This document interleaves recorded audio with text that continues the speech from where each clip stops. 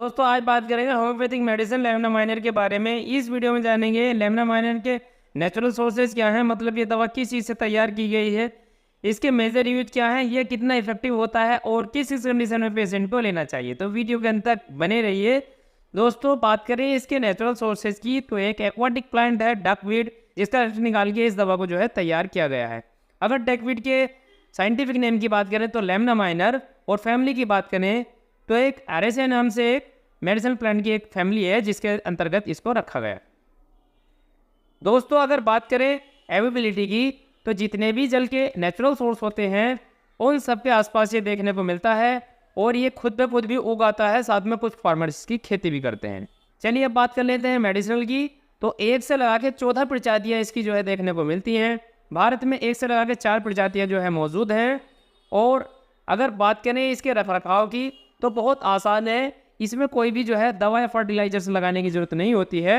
ये बहुत तेज़ गति से बढ़ने वाला जलीय पौधा है और इसमें पोषक तत्वों की भरमार होती है। दोस्तों मेडिसिनल पर्पज़ के लिए जब इसे इस्तेमाल किया जाता है तो कुछ इसको जो है पुराने टाइम के वैद्य, मतलब आयुर्वेद के अनुसार, इसको जो है बाहर निकाल के सुखा लिया करते थे और इसके पत्तों का इस्तेमाल करते थे वो ये उपयोगों में। अगर बात करें होम्योपैथिक की, तो होम्योपैथिक इसको सक्शन विधि से एक्सट्रैक्ट निकाल के जो है इसको तैयार करता है दवाई को, और अलग अलग पोटेंसी में ये जो है होम्योपैथिक प्रोवाइड करता है इस मेडिसिन को। अगर बात करें इसके मेडिसिनल यूजेस की, तो एक लंबी लिस्ट मिलती है होम्योपैथिक में। अगर मैं आपको मोटा मोटी इसके बारे में बताऊं, ये इसके कह लीजिए मेजर यूज के बारे में बात करूं, तो जितने भी स्वेलिंग से रिलेटेड समस्याएं होती हैं उन सब के निवारण के लिए इसको इस्तेमाल किया जाता है। साथ में जो है रेस्पिरेटरी ट्रैक्ट से संबंधित समस्याओं में भी इसका उपयोग किया जाता है, और जितनी भी एनाफाइलिक रिएक्शन या मौसम वाली एलर्जी होती हैं उनमें भी इसका इस्तेमाल किया जाता है। अब कौन कौन से बीमारियों में इसका इस्तेमाल किया जाएगा उनको मैं नाम से एक बार डिस्कस कर लेता हूं। दोस्तों सबसे बेहतरीन मेडिसिन है ये नेजल पॉलिप की। अगर नाक में कुछ ऐसा फंसा हुआ सा महसूस होता है, या आपको जो है आइडेंटिफाई हो गया है कि इसमें जो है ओवर ग्रोथ होने लगी है नाक में, सेप्टम टेढ़ा हो गया है, ये नाक की हड्डी अगर मुड़ गई है कहीं से, या नाक में जो है सांस आना बिल्कुल एक सुर में किसी में बंद हो गया है। कभी कभी देखने को मिलता है कि दोनों सुर में, वरना एक नाक होने में जो है सांस आना बिल्कुल बंद हो जाता है। और जब ज़्यादा सांस लेने की कोशिश करता है आदमी, ज़्यादा जोर लगाता है पेशेंट, तो उसमें एक बौंदना सा या एक गुनगुना सा हिलता हुआ महसूस होता है, जो एक मस्सा टाइप बन जाता है। और वो क्या होती है, एक जो इसकी सॉफ्ट टिश्यू की ओवर ग्रोथ होती है, तो वो इसमें बार बार जो है इसकी जो है ये श्वसन मार्ग है इसको बाधित करता है, जिस वजह से सांस लेने की बार बार कोशिश करता है इंसान। तो इसमें साइनस में जो है रगड़ पड़ने के कारण या इरिटेशन होने के कारण स्वेलिंग और बढ़ जाती है, और उसके कुछ लक्षण देखने को मिलते हैं। बिल्कुल गाढ़ा पीले रंग का जो है पस टाइप का या मावा टाइप का कह लीजिए आप आम भाषा में, निकलता है मलगम इसका, और इस मलगम के अंदर बहुत ज़्यादा दुर्गंध आती है। कभी कभी इसको जो है थोड़ा थोड़ा ब्लड भी देखने को मिलता है। अगर ऐसे लक्षण हैं तो लेमना माइनर बहुत ही अच्छी मेडिसिन है और इफेक्टिव मेडिसिन है। किसी के रेगुलर बचपन से लगा अभी तक जो है कान बहरे बंद नहीं हुए हैं, लेकिन आइडेंटिफाई हो गया है कि कहीं भी पर्दे में किसी में छेद नहीं है, किसी जो है कमजोरी के कारण या कुछ चोट लग जाने के कारण ऐसा हुआ था, और वो पहले कभी ठीक हो जाता है, लेकिन समय समय पर जो है मौसम चेंज होने के हिसाब से जो है फिर से कान बहने लगते हैं, तो उनके लिए भी बहुत इफेक्टिव मेडिसिन है। कैसे लेना है मैं तरीका बता देता हूँ। वैसे एक आप जो है फिजिशियन से संपर्क कर लीजिए या किसी केमिस्ट या फार्मासिस्ट है, वही आपकी डोज डिसाइड करके बॉडी वेट के हिसाब से, सीवियरिटी के हिसाब से आपको बता देगा कितने टाइम इस दवा को लेना है और कितने दिन तक लेना है। मैं जनरली यहाँ बात कर लेता हूँ। तो जनरल इसकी डोज है 1 से 2 बूंद डायरेक्ट टंग पे अपनी जीभ पे जो है टपकानी होती है, और ये 3 से 4 मरतबा भी आप कर सकते हैं दिन में, लेकिन कम से कम सुबह शाम तो 2 बार तो इसका इस्तेमाल करें। जब इसकी बूंद टपकानी होती है, मैं आपको दिखा देता हूँ। तो जब इसकी जो है ड्रॉप लेनी होती है इस तरह से, जब इसकी ड्रॉप लेनी होती है, जीभ बिल्कुल आपकी साफ़ होनी चाहिए, आप कुल्ला कर लीजिए, साफ़ कर लीजिए दांतों को भी अपने अच्छे से, और इसको जो है जीभ में इस तरह से मैं आपको जो है टपका के दिखाता हूँ डायरेक्टली। कभी कोई इधर करता कोई इधर करता, कोई रिसेप्टर होते हैं जिसको ये एब्जॉर्ब करते हैं मेडिसिन को।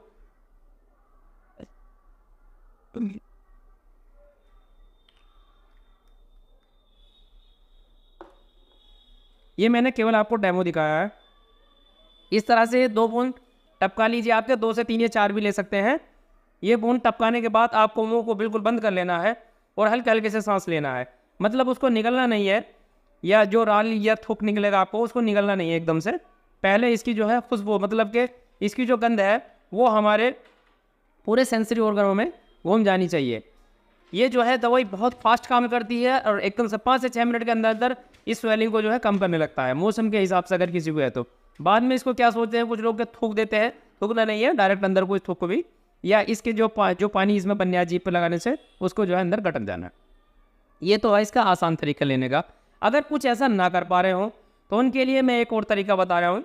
आप आधा कप पानी ले लीजिए और उस पानी में इसकी जो है 5 बूंद डाल लीजिए और उस पानी को जो है पी लीजिए। जब वो पानी पिए आप तो उससे आधा घंटे या 20 मिनट तक कुछ खाए पिए ना।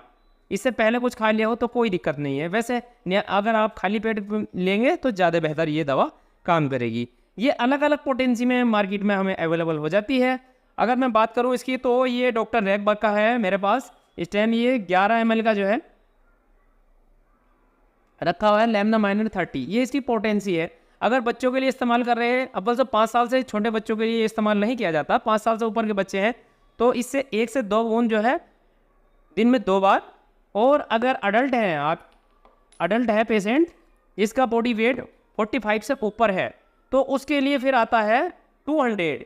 ये SBL का रखा हुआ है मेरे पास, शायद कैमरा फोकस ना कर पा रहा हो तो SBL का है ये 200। इसकी पोटेंसी 200 है।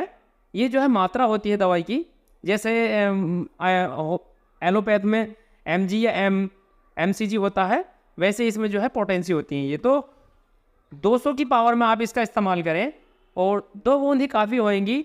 आप जो है इसकी 2 ड्रॉप टपका लीजिए डायरेक्टली सुबह और शाम, तो बहुत जल्दी आपको रिलीफ मिलने शुरू है। कितने टाइम तक लेना है तो वैसे तो इस दवा का जो है कोई ऐसा टाइम पीरियड दिया नहीं गया है लिटरेचर में। वैसे आपको इसके 3 महीने रेगुलर इस्तेमाल करने से जो है ये समस्या आपकी समाप्त हो जाएगी या ख़त्म हो जाएगी। अगर सीजनल एलर्जी के केसेस हैं तो उनमें इस दवा को जो है सूंघने मात्र से भी आराम मिल जाता है। जैसे किसी को बार बार से जो है सांस लेने में बहुत ज़्यादा परेशानी हो रही हो तो वैसे इसमें ये यूज लिखे हुए नहीं है, मैं अपनी सीनियरों के प्रैक्टिस से तो कॉटन में जो है इसको जो है इसकी 5-6 बूंद डाल लीजिए और मुंह के आगे जैसे नेबुलाइजर वगैरह लेते हैं, भपारा लेते हैं, तो उस तरह से उसको कॉटन को या रुई को आप ये किसी कपड़े की साफ कपड़े में भी ये बूंद टपका के और आप इसको जो है इस तरह से इसकी खुशबू को, मतलब जो इसमें गंध आ रही है उसको इनहेल करना है। उसको इनहेल करेंगे आपको अस्थमा जैसी कंडीशन है कोई भी तुरंत राहत मिलेगी। और साथ में अगर किसी को भी एनाफाइलिक रिएक्शन, बॉडी पे बहुत ज़्यादा चकत्ते पड़ रहे हैं, एलर्जी हो रही है तरह तरह की, तो उस तरह से इमरजेंसी कंडीशन के लिए भी बहुत अच्छी दवा है। दोस्तों कुछ लोग का मिथ है कि होम्योपैथिक काम नहीं करती है। होम्योपैथिक मेडिसिन देने के तरीके बहुत अलग अलग हैं, इसलिए सारे तरीके लोगों को पता नहीं होते हैं और एक डॉक्टर के पास इतना समय नहीं होता है कि आपको सारे तरीके गाइड करे। आप जो है वहाँ पर तो जो हाँ कर लेते हैं, सब कुछ समझ में आ गया, घर जाकर कुछ समझ में नहीं आता, सारी चीज़ें जिसे कहते हैं आम भाषा में पुड़ गोबर कर देते हो, फिर कहते हो कि होम्योपैथिक दवा काम नहीं करती है। होम्योपैथिक दवा अगर डायरेक्टली टंग पे ली जाए तो बहुत ज़्यादा इफेक्टिव हैं और एकदम से काम करती हैं। तो दोस्तों ये क्लियर कट जानकारी थी लेमना माइनर होम्योपैथिक मेडिसिन के बारे में। उम्मीद करता हूँ लेमना माइनर के बारे में जितने भी डाउट है आपके क्लियर हो गए होंगे और जानकारी आपको अच्छी लगी। अगर वीडियो अच्छी लगती है तो एक लाइक कर दें, चैनल पर नया तो सब्सक्राइब कर दें। मैं मिलता हूँ किसी ऐसी ही नई जानकारी के साथ, तब तक चैनल को विजिट करते रहें।